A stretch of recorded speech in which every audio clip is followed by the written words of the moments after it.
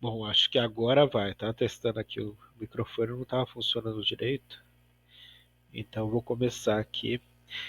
Ah, bom, hoje a gente vai trabalhar com a teoria dos orbitais moleculares, né? A nossa TOM, né? Continuando no assunto das ligações covalentes, né?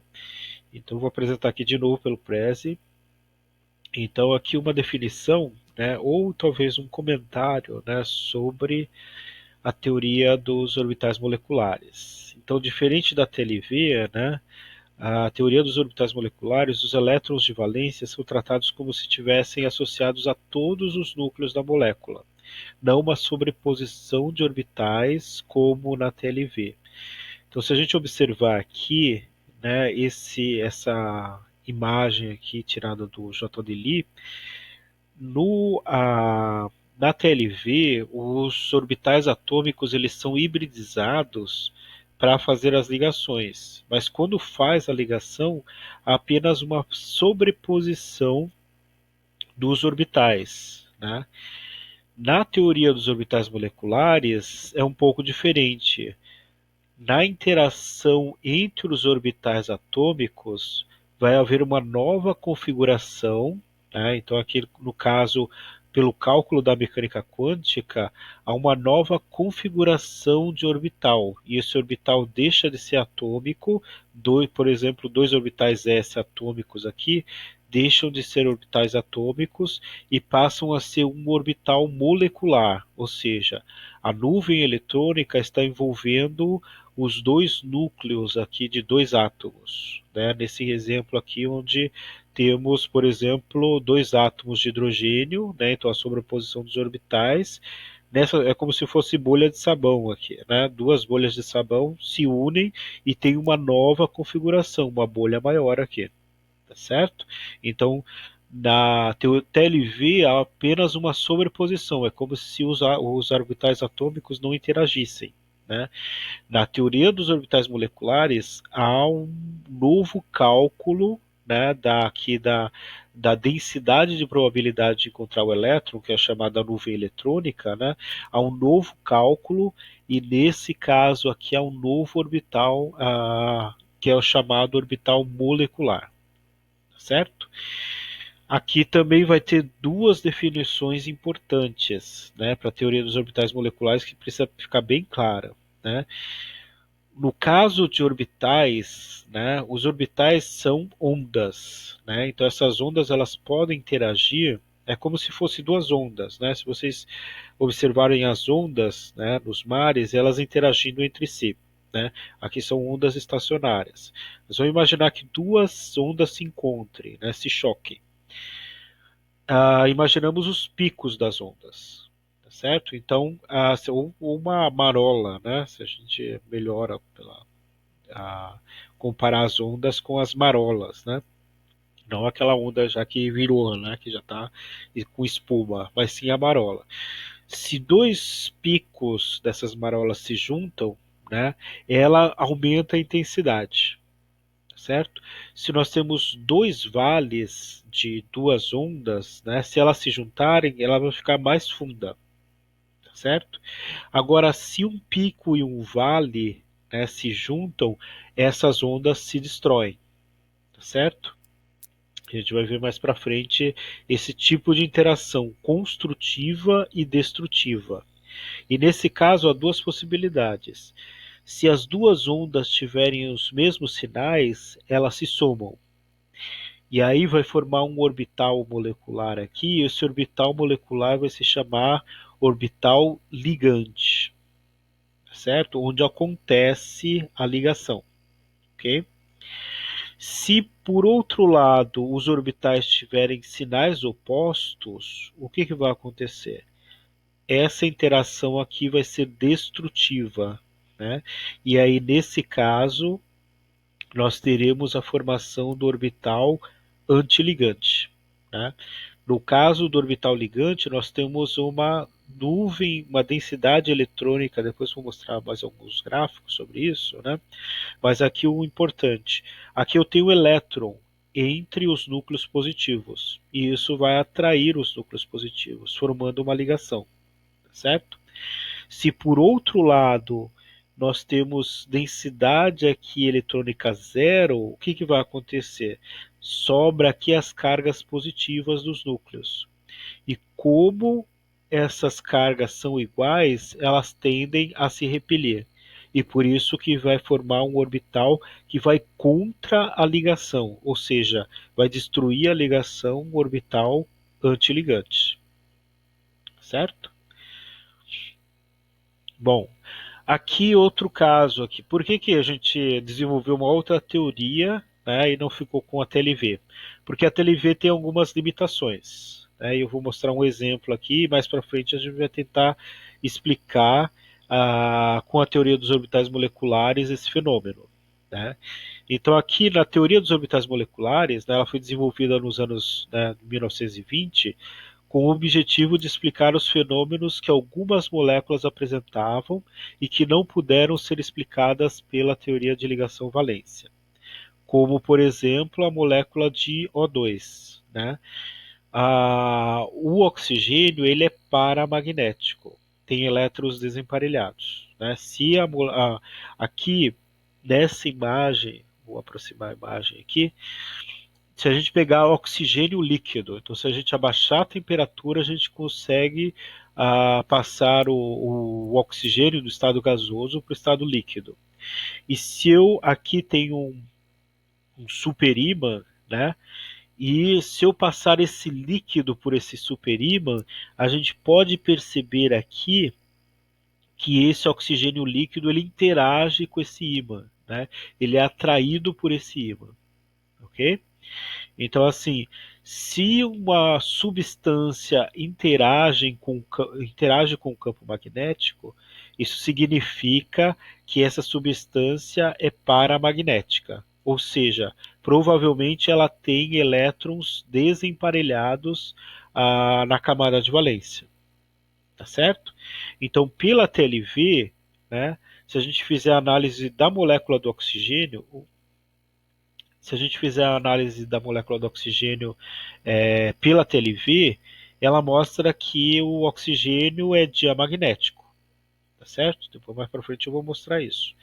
Mas experimentalmente o oxigênio interage com o campo magnético. Então, experimentalmente é demonstrado que ele é paramagnético. E o TLV não consegue explicar isso. E a gente consegue explicar essa propriedade paramagnética fazendo análise pela teoria dos orbitais moleculares. Tá certo? Outros fenômenos podem ser explicados também, né, pela teoria dos orbitais moleculares. Né? Por exemplo, as cores, né? Por que, que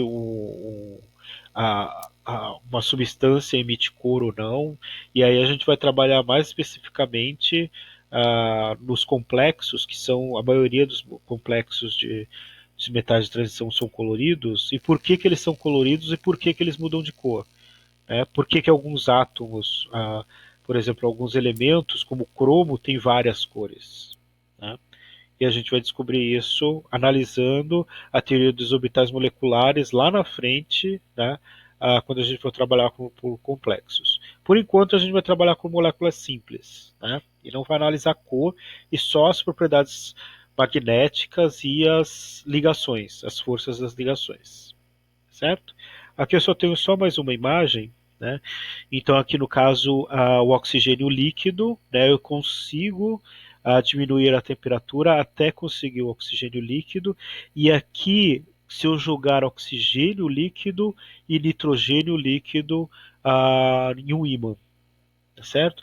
A gente pode perceber que o oxigênio ele interage com o ímã e o nitrogênio ele não interage, é como se estivesse jogando água, né, em cima de um metal, né, uh, de qualquer outro objeto, né, então ele se espalha aqui. No caso do oxigênio, ele interage, né, o oxigênio líquido, ele interage com o campo magnético, por exemplo, com um pedaço de ímã aqui. Okay? E a gente vai entender por que, que o oxigênio é paramagnético e por que, que o nitrogênio é diamagnético. A gente só consegue explicar pela teoria dos orbitais moleculares. Certo? Bom, voltei de novo aqui. Então aqui os orbitais moleculares, né? Eles são construídos, acho que é por causa do frio que deu essa noite, choveu essa noite, eu tô meio resfriado. Não estou resfriado, mas estou com o nariz meio fechado. Mas assim, os orbitais moleculares são construídos a partir da superposição de orbitais atômicos, pertencente à camada de valência dos átomos presente na molécula. Tá certo? Depois, daqui a pouco, eu vou explicar esse gráfico aqui do lado. Como os orbitais atômicos são definidos como funções de ondas, né, quando eles sofrem uma interferência construtiva, ocorre o surgimento de orbitais ligantes, como eu já disse anteriormente. Quando essa interferência for destrutiva, ocorre o surgimento de orbitais antiligantes. Então vamos dar uma olhada aqui nesse gráfico, né? Então aqui podemos perceber, né, que assim, pela mecânica quântica, a função de onda, toda a densidade eletrônica, os elétrons, eles são descritos matematicamente. Então, numa função aqui, que está em vermelho, apresentado em vermelho, eu estou representando a onda, né, matematicamente em vermelho, certo? E aqui, no caso, as duas funções aqui são positivas, ok? Para encontrar a densidade de probabilidade, eu elevo ao quadrado. E por isso que aqui, se eu tiver uma função positiva com positiva ou positiva e negativa, se eu elevar ao quadrado, todas ficam positivas. Tá certo? Mas uma onda, ela tem a origem dela, é só para encontrar a probabilidade quando a gente eleva ao quadrado. Né? Mas a origem dela, ela pode ser positiva ou pode ser negativa. E isso vai refletir na construção dos orbitais. Né? Aqui, por exemplo, se eu tenho uma interação entre esses dois orbitais positivos aqui, a junção e o recálculo dessa função de onda é apresentado aqui em azul, tá certo? E aqui eu tenho uma nova função de onda, ou seja, que representa os meus elétrons, tá? E se eu elevar isso ao quadrado, eu encontro a densidade de probabilidade de encontrar o elétron. E eu posso perceber que aqui no meio, entre esses dois núcleos, né, então os núcleos estão aqui, nos picos, né, dessas funções aqui, e aqui nesse caso, conforme eu me distancio do núcleo do átomo, vai diminuindo a probabilidade de encontrar o elétron. Certo? Isso aqui de uma maneira bem simplificada. A gente tem vários orbitais e várias probabilidades diferentes, mas de uma maneira mais simplificada, o orbital S. Certo? Se eu fizer um novo cálculo das duas funções interagindo, então a probabilidade aqui que era baixa entre esses átomos aqui, quando os átomos estão isolados, quando eles se encontram, aumenta a probabilidade de encontrar o elétron entre esses dois núcleos, tá certo? Ou seja, a função de onda aumenta e se eu levar ao quadrado isso aqui vai aumentar mais ainda, tá certo? Para eu levar ao quadrado para encontrar a probabilidade de encontrar o elétron. E aqui nós podemos, nessa faixa aqui embaixo, podemos observar quanto mais escura, maior a probabilidade de encontrar o elétron, tá certo? Então há um aumento da densidade eletrônica entre os núcleos atômicos aqui. Então a formação de orbital ligante. Tá certo? O que vai acontecer aqui se eu tiver funções de onda, uma positiva e uma negativa? Quando eu fizer a interação entre esses dois núcleos, o que vai acontecer? No centro aqui, né, ou seja, entre os dois núcleos dos átomos, eu vou ter uma região aqui, né, que vai ser igual a zero. E zero elevado ao quadrado vai dar zero, tá certo? Então a probabilidade de encontrar o elétron aqui entre esses dois núcleos será zero, certo? Ou seja, o que a gente chama de nodo, ou seja, uma região onde a probabilidade de encontrar elétron é igual a zero. Então eu diminuí a probabilidade de encontrar elétrons entre esses dois núcleos. Então as cargas positivas aqui elas vão estar mais expostas, né? E cargas iguais elas se repelem. tá certo? Então vai haver a formação de um orbital antiligante. Ok? A gente não vai precisar fazer esse cálculo, mas a gente precisa ter essa noção, né, que as interações entre os orbitais têm uma função, se as funções forem iguais, né, então aqui mesmo que tivesse o contrário, aqui no caso as duas negativas, ia formar também orbital ligante, né, então se as funções têm sinais iguais, forma orbitais ligantes. Se as funções têm sinais opostos, formam orbitais antiligantes, certo? Isso é bastante importante para a teoria dos orbitais moleculares, né? Então aqui no caso, nesse primeiro momento, a gente tem orbitais s, então só tem essas duas probabilidades de interação, né? Ou o orbital é positivo, é esférico, positivo ou negativo, né? Então se dois positivos e os dois negativos se juntarem, né? Ou dois de sinais iguais, orbitais de sinais iguais se juntarem, vai formar um orbital ligante. Se dois orbitais de sinais opostos se ligarem, formarão orbitais antiligantes. Certo? Toda hora volta aqui. Bom, seguindo aqui, nós temos. Vamos trabalhar primeiro com as moléculas mais simples, né, que vão focar aqui nos orbitais s. E depois a gente vai trabalhar com o orbital p. E vamos nos limitar, pelo menos na orgânica 1, aos orbitais s e p. Tá certo? Sabendo isso já é bastante coisa para uma química inorgânica. Ok? Bom, então aqui no caso, orbitais moleculares sigma, né? Ou seja, no mesmo eixo como a gente viu lá na TLV. Nos orbitais moleculares ligantes de menor energia encontra-se uma elevada densidade eletrônica, ou seja, região onde existe a probabilidade de se encontrar o elétron. Já os orbitais moleculares antiligantes apresentam elevada energia, e os elétrons encontrados nessa região não contribuem para a formação da ligação química. Então vamos observar de novo aqui esse gráfico do JDL. Então, se eu interajo aqui dois orbitais s, vai formar uma ligação sigma, certo? Vai ser chamada aqui de ligação sigma. Por enquanto, esse G e esse U, né, não vai ser importante para a gente. Né? Gerade und gerade significa, né? Do alemão, par ou ímpar. Né? Vai aqui no caso, sinais iguais ou sinais opostos. Né? Então, gerade, sinais iguais, ungerade, sinais opostos. Mas não vai ser importante agora para a gente, pelo menos na inorgânica 1. Tá certo? O que é importante a gente saber que a ligação no mesmo eixo vai formar ligação sigma, tá certo? E que serão formados, se eu tenho dois orbitais s, tem duas probabilidades de formar orbitais. Então seria sempre um orbital ligante e outro orbital antiligante.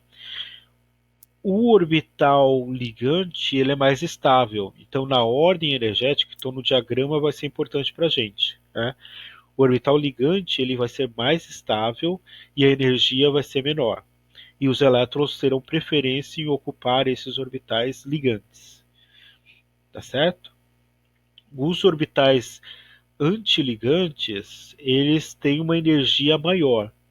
Então, eles vão ser a segunda opção, né, de ocupação dos elétrons. Os elétrons vão primeiro ocupar os orbitais ligantes e depois os antiligantes. E na ordem energética, o orbital ligante tem uma menor energia e o orbital antiligante tem uma maior energia, como a gente vai observar no diagrama, certo?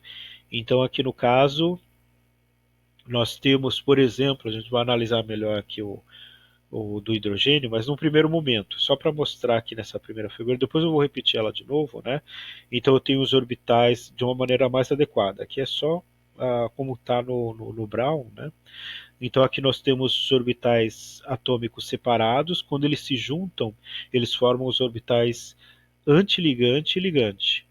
O ligante tem uma menor energia, então na ordem crescente de energia, os orbitais ligantes, aqui no caso sigma 1s, né? Então os orbitais também terão outros nomes, né? Então aqui no caso a gente tinha 1s2, 2s2, 3s2. Aqui o novo nome dos orbitais moleculares, em alguns casos é importante saber isso, algumas provas caem também a distribuição eletrônica dos orbitais moleculares, tá certo?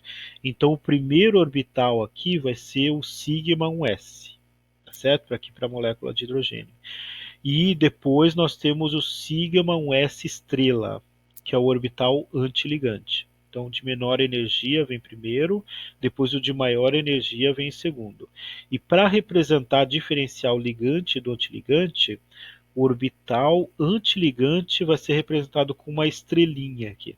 Essa estrela representa um orbital antiligante. Tá certo? Então, os orbitais atômicos separados, os orbitais moleculares aqui, os orbitais representados da molécula formada. Ok? Vamos voltar. Aqui eu também só fiz uma representação, né? Então, orbitais moleculares sigma, né? Então, orbital molecular ligante, sigma 1s, e orbital molecular antiligante, sigma 1s estrela, ou sigma estrela 1s, né? Como preferir. Okay? Bom, vamos ver agora aqui para a molécula de hidrogênio. Aqui tem, voltamos, né? Esse diagrama aqui, né, que não é o mais usual, mas eu achei ele bastante interessante, que é bem visível, né, a diferença entre os orbitais ligante e antiligante, tá certo? Mas a representação a gente vai fazer mais ou menos nesse esquema aqui.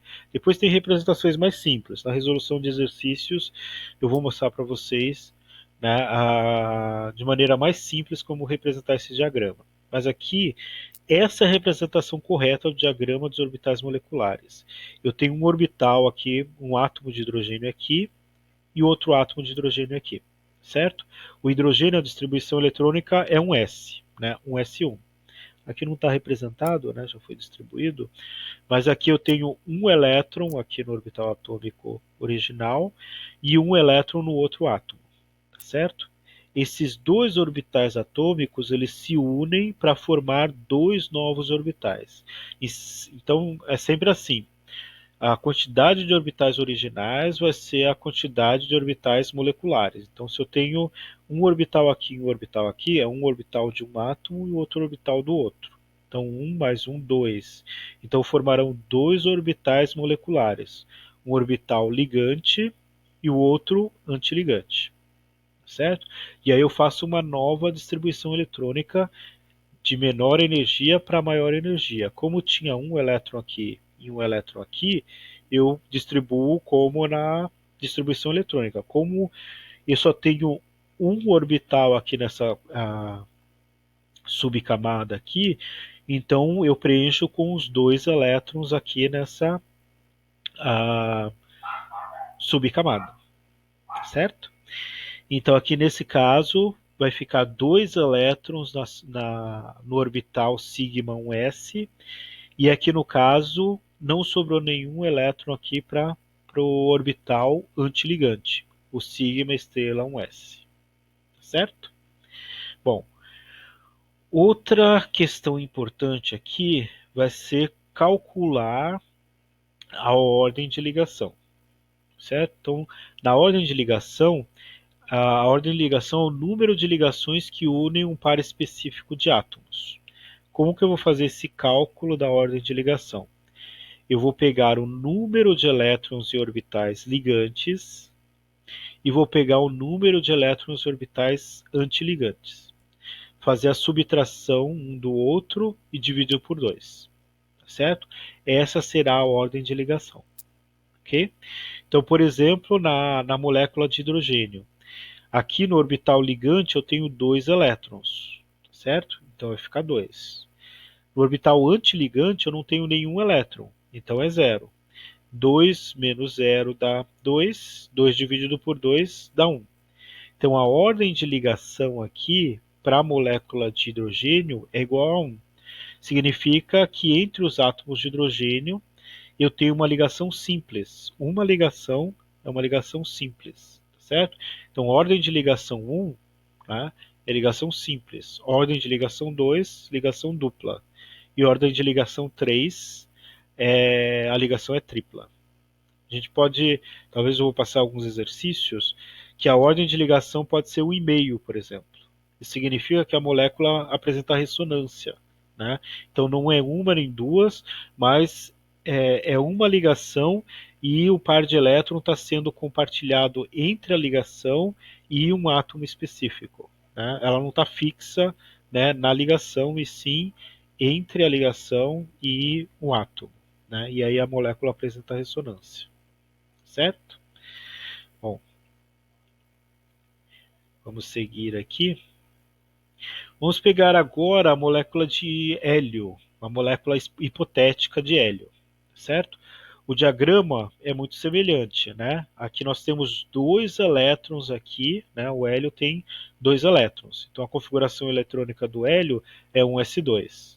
A gente vai tentar fazer aqui só para a camada de valência, tá certo? Os elétrons da camada de valência, né? Para algumas moléculas ou para alguns átomos, metal de transição, por exemplo, vai ser impossível de trabalhar com todas as camadas, né?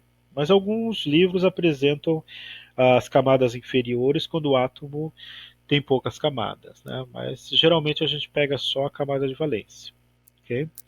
Bom, então o hélio é um S2, teria dois elétrons aqui. Dois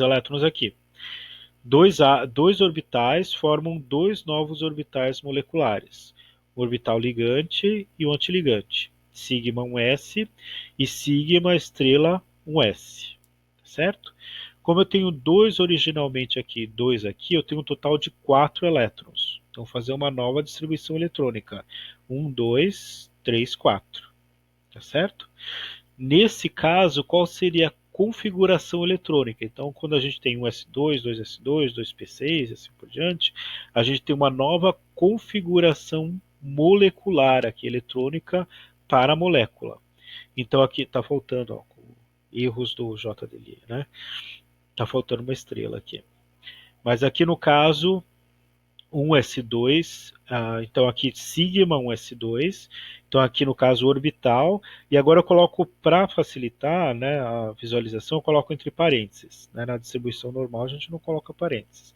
Aqui para a distribuição, algumas, né, a gente vai ver que alguns concursos, algumas provas também, ou até no ENAD, né, nós temos a apresentação aqui, às vezes coloca parênteses, às vezes não, vai depender da bibliografia, né. Mas aqui, em geral, para facilitar, coloca parênteses e aí coloca a quantidade de elétrons do lado de fora aqui. É como se fosse um S2, aqui é sigma 1s2, sigma estrela 1s2. Certo?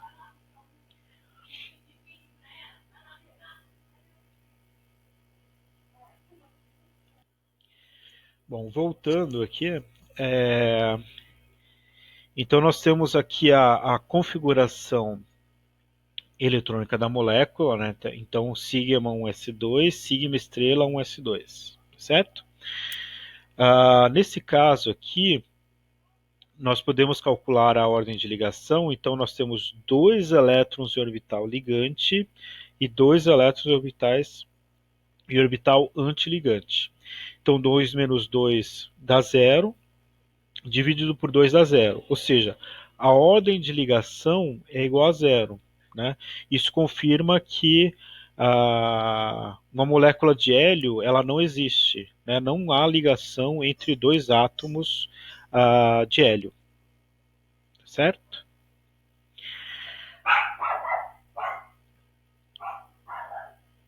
Bom, o cachorro está agitado aqui. Vamos pegar agora uma molécula de lítio, tá certo? Se a gente pegar dois átomos de lítio, como ficaria, né? Então, o lítio, a gente já tem um S2, 2S1, tá certo? Nesse caso aqui, nós temos, né, os orbitais atômicos separados e os orbitais moleculares aqui formados. Então aqui nós teríamos agora, né, duas camadas. Vão formar aqui dois orbitais ligantes, dois orbitais antiligantes, certo? O lítio é um S2, 2S1, tem 3 elétrons cada átomo de lítio, né? Então aqui o total nós teremos 6 elétrons aqui, né, de, dos dois átomos, tá certo? Isso vai ser distribuído na, na molécula inteira. Okay? Aqui a gente está representando as duas camadas. Geralmente a gente, para moléculas mais complexas, a gente pode até descrever aqui, né, a distribuição aqui eletrônica completa, né? Mas o que é importante é a camada de valência, certo? Mas aqui só para exemplificar, e alguns exercícios aparecem toda a distribuição de toda a molécula. Isso é importante para a gente saber também que a gente pode representar tudo, ou como a gente faz também, né? A gente retira a camada fechada, né? Que não dá para ser modificada e apenas representa a camada de valência. Ok? Então, aqui nesse caso, nós temos 3 elétrons de cada átomo, então no total de 6, e esses 6 elétrons serão distribuídos aqui na molécula, né? Então, 1, 2, 3, 4, 5, 6. Ok? A configuração eletrônica vai ser sigma 1s2, sigma estrela 1s2, sigma 2s2. Certo? E o orbital antiligante aqui 2s ele está desocupado, certo? Então não necessariamente a gente precisa representar. A gente poderia representar colocando zero, né? Só para falar que ele está ali, mas que não tem nenhum elétron nele, ok? Bom, se a gente fizer a contagem da ordem de ligação, nós temos aqui em orbitais ligantes, teremos 2, 4, certo? 2 no orbital 1s, 2 elétrons no orbital sigma 1s e 2 elétrons orbitais no orbital sigma 2s. Então são 4 elétrons no orbital ligante, e aqui no orbital antiligante sigma estrela 1s nós temos 2 elétrons, certo? Então vai ser 4 menos 2, que dá 2, dividido por 2 dá 1. Ok? Então, se a gente tivesse aqui uma molécula de lítio, seria possível e a ligação seria simples. Como a gente vai ver na ligação metálica, e a gente vai usar essa mesma teoria aqui para explicar a ligação metálica, inclusive do lítio, né? Vai perceber que o lítio ele pode fazer ligação com 2, 3, 4, 5 milhões de átomos ao mesmo tempo. Como a gente sabe, os elétrons eles estão distribuídos, né, e os orbitais estão sendo compartilhados com todos os átomos ao redor de cada átomo. Né? Então forma uma rede molecular, né, de orbitais moleculares. E a gente vai ver isso na ligação metálica. Né? Então seria possível formar uma molécula diatômica de lítio, mas ele não só quer isso, ele não se contenta com dois átomos, ele quer todo mundo junto e misturado. E aí forma um complexo, né, molecular aqui de orbitais moleculares. Certo? Espero que a gente veja isso bem na ligação metálica e vai ser importante essa teoria. Bom, eu vou fazer só uma pausa para o vídeo não ficar extenso, aí depois a gente volta com os orbitais P e aí fazer um resuminho da teoria dos orbitais moleculares atômicos. Tá certo? Ok, então até breve.